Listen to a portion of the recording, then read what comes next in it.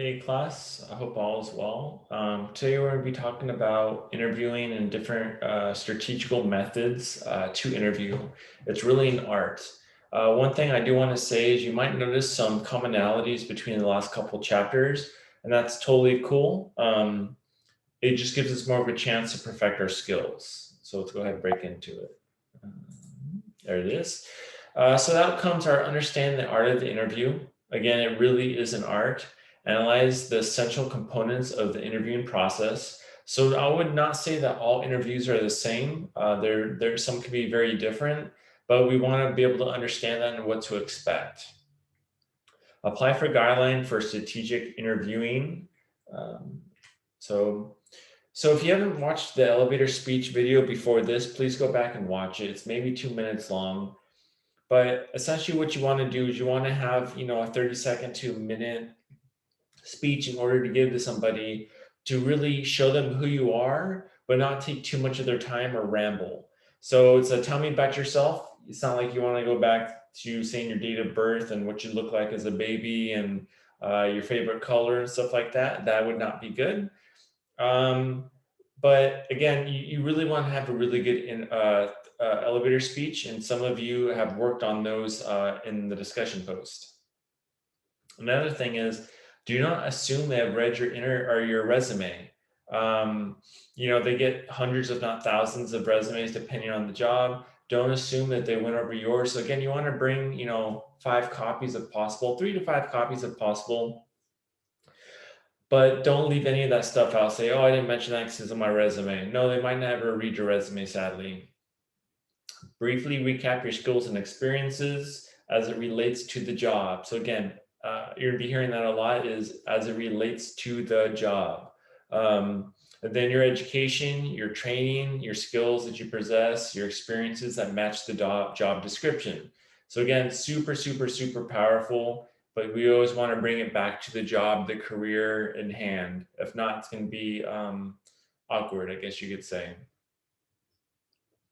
So, why do you want this job? Why did you apply essentially? Refer the information about the job and the company or institution that makes it appealing to you. So again, we want to do our research on different companies that we apply for, because again, the more information you know, the better it's going to be. You might decide after you research a company, you don't agree with their ethics or politics, so you decide not to apply for them. But that could be also a positive, saying, hey, I applied for this particular job or job title or company because I agree with X, Y, or Z about the company. And that's going to do 2 things. It's going to show that you could fit in, but it's also going to show that you did your research about the company, which is only going to be a positive. Do not give the impression you're here just because the job or the company has an opening. Why'd you apply for the job? Well, I saw an opening. I need money. That's not going to show that you're buying into their culture, and that's really what they're looking for. So, if you have to make something up, make something up, but please don't say, well, I need money and I saw there's a job opening. And also another thing, refer to the company's history, culture, and mission statement. Again, that's only going to show the company that you did your research and that you're willing to do the little things, such as do the research. Even if it's a quick 5-minute Google, you'd be surprised at what you could find on the company. So please, please, please do that.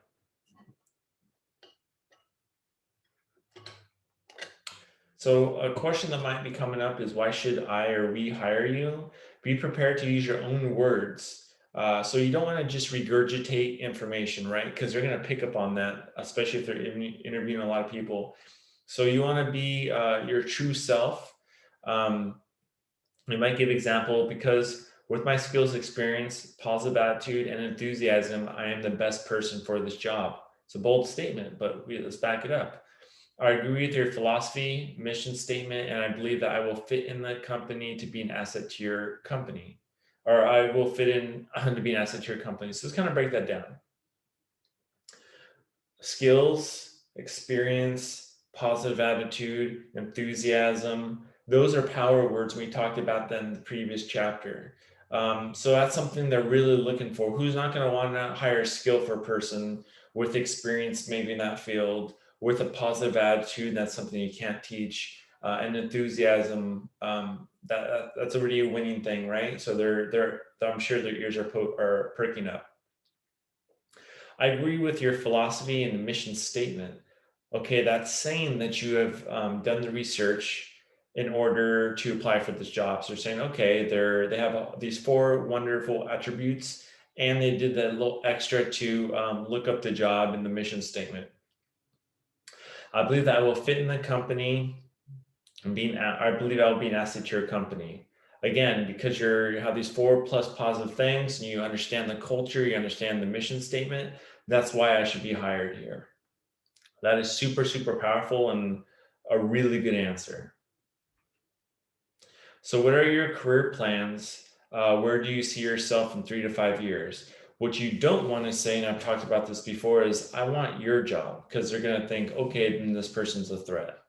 Um, so it's very common to change jobs, especially today's days. Employers generally tend to assume that you're going to be with them for some time, though.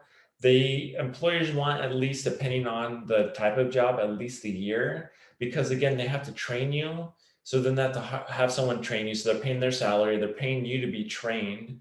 And then they know you're going to make some mistakes in the beginning, or they're not going to give you as many responsibilities. So the very beginning of a job it costs the company sometimes a lot of money to get you trained.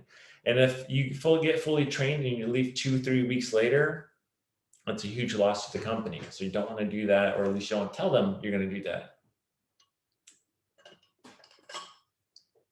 Employers are going to invest in training you. Indicate you would like to be with a company that encourage growth, reward, performance, increasing responsibility. So you're saying, hey, I'm in here for the long run, and this is what I'd like to receive from the company. So, it takes two to tango. Salary, what's this mean? It means money. Do your research and don't lowball yourself or ask for too much. So if you want to go into a specific field, Google, or do another professional interview and find out roughly how much that they make. Remember, you use Transparent California if it's a government job or state job. You can look up people. But again, you don't want to cut yourself too short, because then you just screwed yourself out of some money. But you want it to be too high, because then they're not going to accept you. If they don't mention salary, don't bring it up. That's something you really want to do well in the interview first, and get them to think that they need you, or get them to know that they need you. And then as you're moving through the process of being hired through HR, filling out paperwork and stuff, you can always negotiate your salary. So again, if they don't bring it up, please don't bring it up. So these are some things that aren't always positive. Why did you leave your last job? So you want to stay positive. You don't want to say like, well, I hated my manager, or I hated the people I work with, or whatever negative things. You just kind of want to leave that at home or in the car. When you go to the interview, you want to be positive. So, how do you say you left your job? I felt I've gone as far as possible in the company, and I was ready for more responsibility.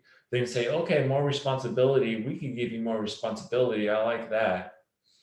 If your work history reflects numerous job changes, explain that you have developed and transferred existing skills to each opportunity, as well as you can benefit the company.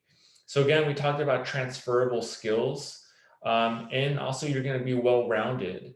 So you want to try to relate your previous jobs all together, and how you could use that for this new company. So definitely take some time and jot some things down, but you want it to be fluid or smooth when you talk about those things, just in case it gets brought up in an interview.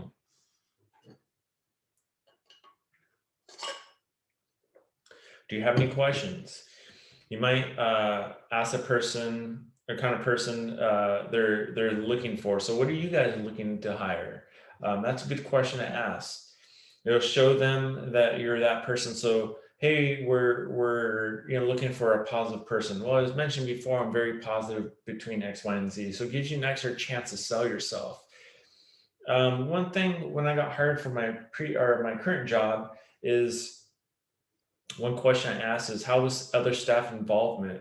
So again, I work at a particular high school, and I try to go to a lot of the games to watch my students perform, whether that's football, soccer, wrestling, etc. So that's one question I said or asked was, how's staff in attendance for these things? Because personally, I think it's really important to go support our students not only from 7:30 to 2:30, but above and beyond.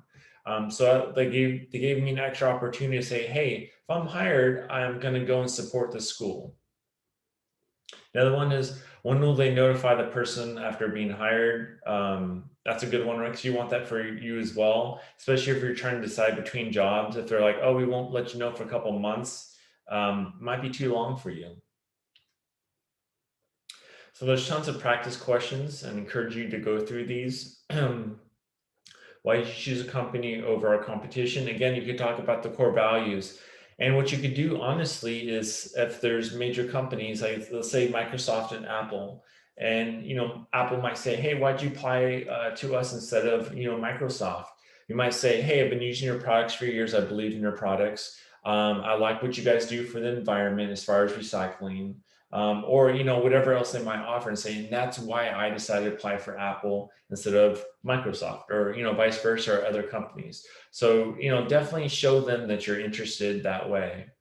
What qualifications do you have that make you feel that you're successful in this field? Again, we want to, if you had a job before, or if you've taken classes or something like that, how could we use our skills that we possess and transfer them over?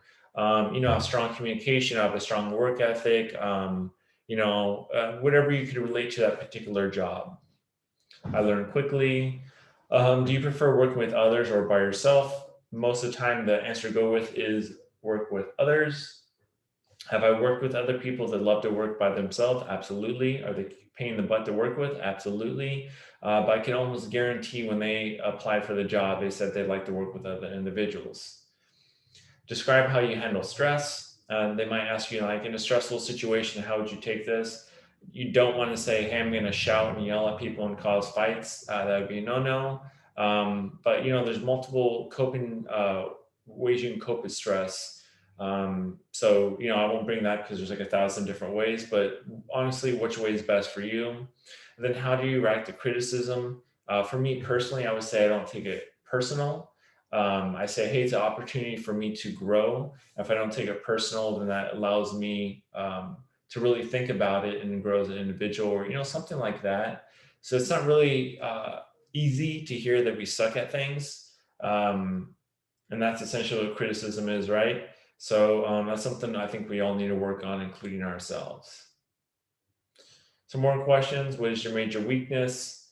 Again, you want to turn this into a positive. Are you willing to go where the company sends you, like travel, relocate? It's entirely up to you.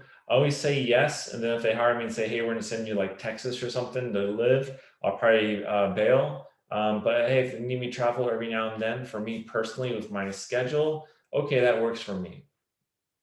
What kind of job do you expect to hold in 3 to 5 years from now? Again, please don't say your job, because for a while that was like the biggest compliment. Like, I want to do what you do. But really, what you're saying is, I'm coming for your job, so you better watch your back. And that's not good for you to do. How would you describe yourself as employee? Well, you can also relate it is how I describe myself as a person. I'm hardworking, I'm dedicated, I'm nice, I'm positive, whatever power words that we could use. And then again, if you were me, why would I hire you? Again, I have knowledge, I have skills, I have these great attributes. And sometimes maybe I live in the area, so I'm not going to be late. I have reliable transportation, whatever positive you can make from it. There's no real right answer because there's so many different jobs out there, but it's something to think about. The other one is how you dress. The moment you see someone, you have a powerful first impression that is hard to change. So again, this goes back to even when we're cave people, right? Cavemen, cavewomen, 50,000 plus years ago. It's instinctual for us to judge because that's how we survived. If we have to glance at something real quick, we're gonna be able to say, "Hey, is that harm us or is that okay for us?" So yes, we kind of do that now, saying if someone wears something that's like offensive to you, you're going to have a preconceived notion of who they are as an individual. Now, is it right? Maybe, maybe not, but they're going to think about that, right? Don't chew gum. If you got stinky breath, please brush your teeth. Use mouthwash. Maybe throw a mint in there and eat the mint right before you go in the room. Do not use body wash, cologne, or perfume that's overpowering. What if they're allergic? What if maybe their ex-wife or ex-girlfriend or ex-husband or ex-boyfriend or whatever use that same cologne, and then that's all they're thinking about during the whole interview. The sense of smell is one of our most powerful things we have as far as senses. So you don't want to offend any people. Again, if you're a stinky person, please shower with just basic soap, maybe. So now we're going to talk about lawful and unlawful things to look out for as we're going through not only the interview but job applications. And there goes my water. So photography, acceptable. So maybe a photo ID is required after employment, but they're saying, "Hey, can I get some photos of you?"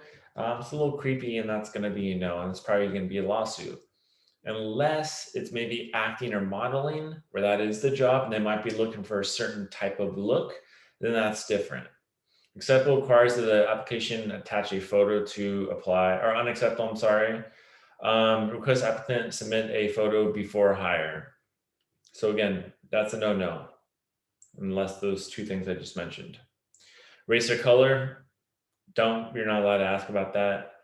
So complexion of color of skin or other questions directly or indirectly indicating race or color, such as color of applicant's eyes or hair. That's a no-no. It shouldn't matter, how you identify yourself or others identify you. It doesn't matter. If you could do the job, you're good for the job, you should get the job, right? Citizenship acceptable. Request that applicants state whether they're a U.S. citizen, legal right to remain permanent in the United States. What's not acceptable is talking about your country of citizenship. Oh, where are you from? What country are you from? Nope, doesn't matter. If you're a U.S. citizen, you should be able to apply, or at least, yeah. And also, a no-no is required whether applicant or applicant's parents or spouse are, native born to the U.S. Huge no-no, because again, that stuff should not matter. And if a company is asking these things, you need to ask yourself: number one, it's a lawsuit. Number two, is this a company I want to work for? Nation of origin acceptable. Inquire into applicants if they're proficient in the language that you're getting applied for. That's not okay is applicant national lineage, national origin, descent, or percentage. Hey, he says you're white. What percentage white are you? It's like, well, that shouldn't matter, and that's not good. Also, what date you arrived to the United States, where you came from in the United States, where'd you enter? That's a huge, huge no-no. Education. Inquire into academic, vocational, professional education. So if your job requires a master's or doctorate or bachelor's or some type of certificate, then yeah, that's okay. But other than that, so unlawful would be asking specific about your nationality or race, your religion, or etc. And affiliation of the school, of course. So maybe you went to Azusa Pacific or a Laverne or a Redlands or yeah, like an APU. It's more religious based or has been in the past. They can't say, "Oh, what religion is that?" That's a no-no. So it really shouldn't matter. So name lawful, inquire about having worked for the company under a different name. So, hey, did you work for us before? Yeah, but my name was Susan back then. Okay, they're gonna look that up and make sure you didn't get terminated for bad things. Maiden name of marriage, female applicants, assumed name or change of name if necessary to check education or employment. So again, if you're male or female and you took your partner's last name, they might ask for your previous name so they could make sure that you have the right credentials to apply for that particular job. Just because you change your last name doesn't mean that you forget how to, do that job, right? So they need to make sure that you have the training to begin with. Unlawful former name of applicant whose name has been changed by court order or otherwise. So maybe you're forced to change your name, or you really wanted to change your name due to certain circumstances, then you shouldn't have to let them know. As long as they can still get your information and make sure you're okay to apply for that job. Addresses, duration of residency, inquire into place of length of residency or current previous address. So how long have you been at your address? But again, unlawful specific inquiry into foreign addresses that would indicate national origin. Oh, it says here that you used to live in Canada or Mexico or I don't know, somewhere else. Let's talk about that. It's like, no, gender doesn't matter. Again, if you're qualified for the job, you're qualified for the job. So unlawful is based on a bona fide occupation qualification. It is extremely unlikely that gender would be considered a lawful subject or pre-employment requirement. So again, there's no job that I can think of that you must be male or must be female to do, right? Equal rights. So birthplace, lawful. So requirement that applicants submit after employment. Unlawful birthplace applicant's parent or spouse or other. So again, it doesn't matter who you're married to, who your parents are. If you're applying for the job, that's all that matters. Age, requirement that applicants submit after employment of birth certificate or document just proof of age or residency. Unlawful is to require the applicant to produce proof of age in the form of a birth certificate, baptism record, etc. So again, if asking for your age, that's a no-no. But also understand a lot of times when you do job application, they may ask what year you graduated from high school. And they probably just subtract 17 or 18 or 19 years old, and they know how old you are. Religion shouldn't matter. That's kind of it. Workday and shifts. Request applicants state days, hours, and shifts available. So if I own a store and I really need someone to do night shifts or graveyard shifts, I should be able to hire somebody through night shifts and graveyard shifts. If I hire somebody and like, hey, I don't do nights and weekends, that's not okay for me as an employer. What's unlawful is to request applicants state days, hours, or shifts that they can work if it is used to discriminate or against them, essentially. Oh, it says here you can't work on Sundays. Okay, well, I really needed a Sunday guy. And that's essentially saying that, or if they wanted to, they could discriminate against you. I don't really like this person, so this is my way of getting rid of them. So this is an interview critique form. So this is something that we would do in class. Typically, we do mock interviews and then we'd critique each other. But again, because we're online, let's skip through that. So learn from the interview. So there's a lesson to be learned here. So what can we learn from it? What do you learn from the interview? What did you do well or think that you did well? What can you do better next time? Well, maybe I rambled or said a lot, or I didn't stand up straight, or I picked my nose, or something like so maybe you need to not do those things. How was your posture, your speech, your energy? If you're like this the whole time, they're probably not going to hire you. If you're offered the job, how does it fit to your long range career goals? Hey, I really want to, be a firefighter. And maybe this job has nothing to do with that. Is this just going to be job part-time to save money? Or am I going to try to connect the two? If I'm going to try to connect the two, they might not just coexist together. If it doesn't fit well, what factors may influence your decision to accept the position anyways? Well, I know, this job's not going to help me become a firefighter, but the pay is really, really good. So I'm going to take it anyways. Have you considered the scope of the job, the reputation of the company, the possibility for growth, advancement, and geographical location, the salary, the benefits? So again, these are all things you definitely want to consider, and your hope that it has all of them, right? But sometimes you have to give up maybe a salary for health benefits or a geographical location for the possibility of getting a higher position, maybe transferring somebody somewhere else. So again, these are only questions you could answer, but they're very, very important. With that being said, that is the end of this chapter. So I hope you enjoyed it and I hope you learned. If you have any questions, please feel free to contact me. I'll talk to you guys soon. Bye.